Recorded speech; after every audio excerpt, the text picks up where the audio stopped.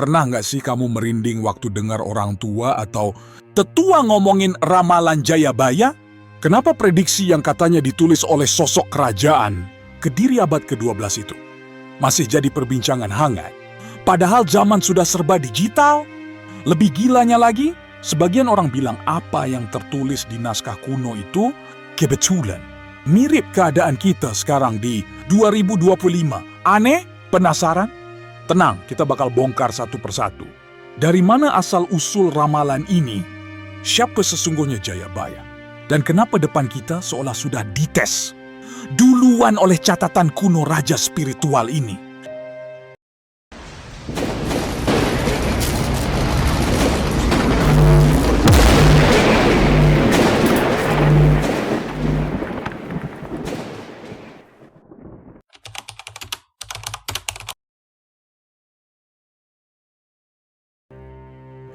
Tahu nggak sih, siapa sih Jayabaya itu sebenarnya? Jayabaya adalah Raja Agung Kerajaan Kediri. Masa pemerintahannya sekitar 1135 sampai 1159 Masehi dan dianggap puncak kejayaan Kediri karena membawa kemakmuran dan persatuan setelah periode kekacauan pasca Air Langga. Di mata rakyat Jawa, Jayabaya bukan cuma raja biasa, tapi ikon Ratu Adil, calon penyelamat yang bakal muncul di akhir zaman kegelapan, zaman Edan, untuk menegakkan zaman Raharja, era kedamaian dan kemakmuran. Naskah Jangka Jayabaya atau Serat Jayabaya yang jadi sumber ramalan itu ternyata bukan ditulis langsung oleh Jayabaya sendiri, melainkan gubahan Kitab Musarar atau Kitab Asrar, karangan Sunan Giri ketiga pada awal abad ke-17 Masehi, lalu diwariskan secara lisan dan tertulis oleh pujangga Jawa hingga kini. Keunikan Serat Jayabaya terletak pada gaya bahasa metaforis. Bait-baitnya penuh simbol, dari kereta besi tanpa kuda, yang diartikan mobil hingga kapal terbang. Sebelum pesawat terbang ada. Meski kerap diperdebatkan keasliannya, ada yang bilang later editions. Ada juga yang percaya kuat ini ramalan otentik. Fakta bahwa masyarakat Jawa terus merujuknya menunjukkan serat ini punya peran krusial dalam membentuk imajinasi kolektif tentang masa depan. Bayangin, naskah yang hanya puisi kuno ini udah bikin kita mikir, apa iya ini bakal kejadian?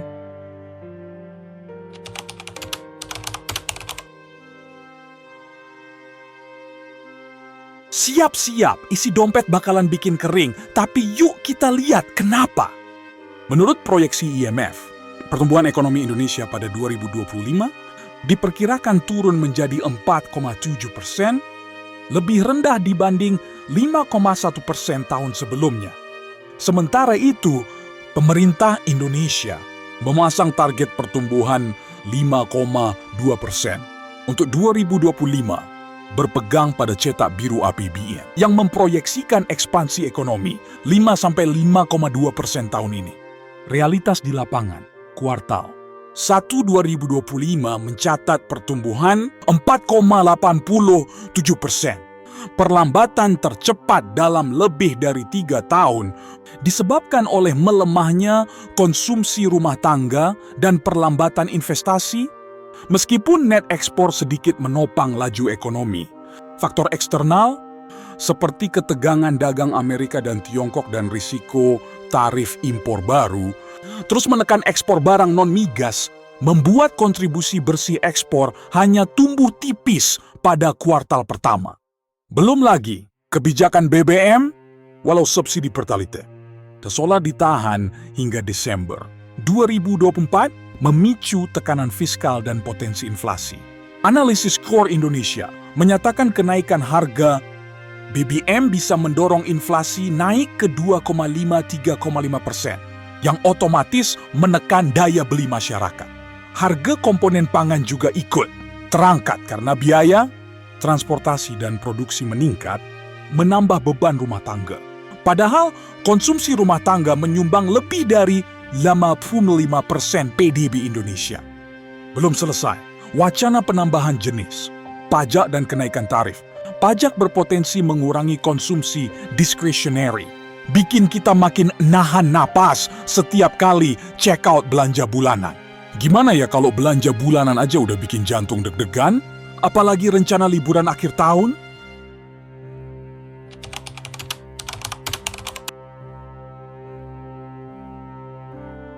Gara-gara apa sih frekuensi bencana di sini makin sering? 1. Posisi di Ring of Fire dan kerentanan global.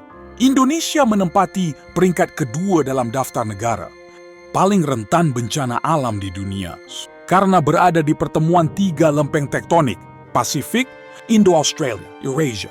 Dalam penilaian Global Risk Analysis, Indonesia menduduki urutan ke-12 negara dengan risiko kematian tertinggi akibat multi-hazard, gempa, tsunami, letusan gunung api, dan lain-lain. 2. Gempa bumi. Setiap hari ada cerita, rata-rata 2044, gempa magnitudo 4 skala liter. Tercatat per tahun di dekat wilayah Indonesia, sekitar 170 per bulan. Gempa besar 7,0 skala liter terjadi hampir setiap 8 bulan, dan gempa sedang 5,0 sampai 6,9 muncul sekitar 2,4 kali per tahun. Contoh terkini, kuartal 1 2025 mencatat beberapa gempa mag 5,6 dalam minggu yang sama di Jawa dan Sumatera, menyebabkan kerusakan bangunan dan korban jiwa. 3. Letusan gunung api. Kapan alarm merah berbunyi? Indonesia memiliki 76 gunung berapi aktif.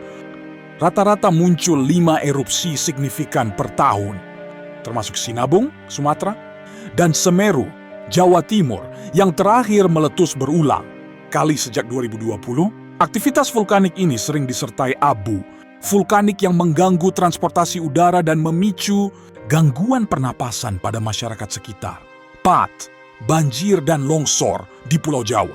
Musim hujan membawa potensi banjir dan longsor.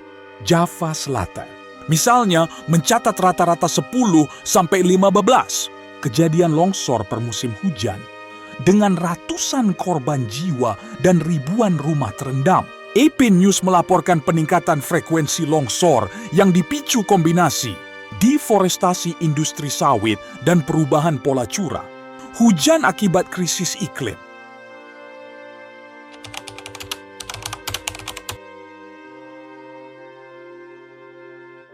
Siapa sangka naskah 800 tahun lalu bisa disambung-sambungin sama drama politik kita? 1. Ramalan, raja tak menepati janji. Dalam serat Jayabaya disebut sosok raja yang ingkar janji. Ditafsirkan beberapa pujangga sebagai bayangan penguasa yang gagal menunaikan harapan rakyat. 2. Pasca pemilu 2024 dan Kabinet Prabowo. Pada 19 Februari 2025, Presiden Prabowo Subianto melakukan reshuffle kabinet pertamanya, mengganti Menteri Bidang Pendidikan, Energi, dan Investasi dengan loyalisnya.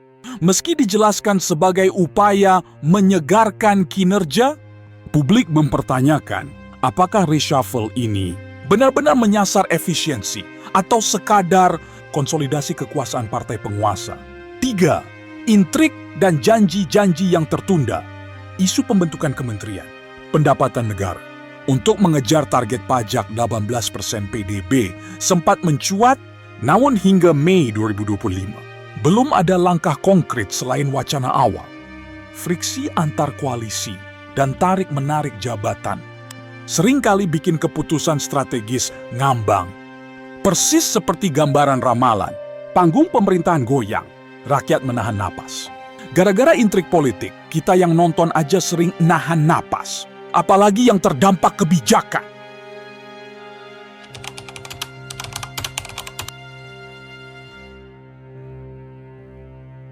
Ada cahaya di akhir terowongan. Apa itu zaman Kolosubo? 1. Makna dan waktu muncul. Kolosubo dalam serat Jayabaya menggambarkan era kemakmuran, ketentraman, dan keadilan sosial.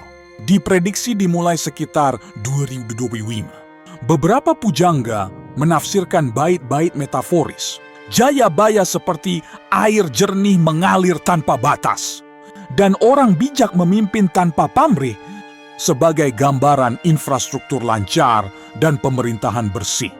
2. Sejalan dengan Vision 2045, pemerintah menargetkan Indonesia menjadi negara maju pada peringatan 100 tahun kemerdekaan 2045 melalui Golden Indonesia Vision yang menitik beratkan pada SDM unggul, ekonomi inklusif, dan tata kelola baik.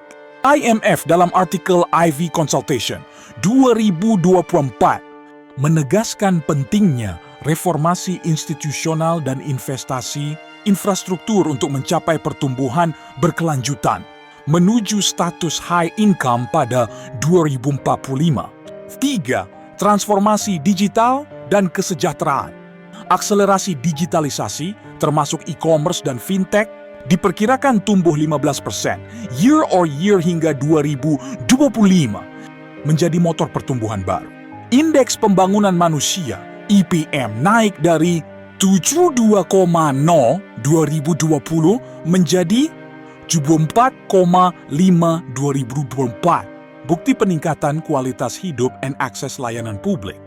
Bayangin hidup kita kelak tenang, jalan mulus, sekolah dan rumah sakit canggih, kantong pun tebal.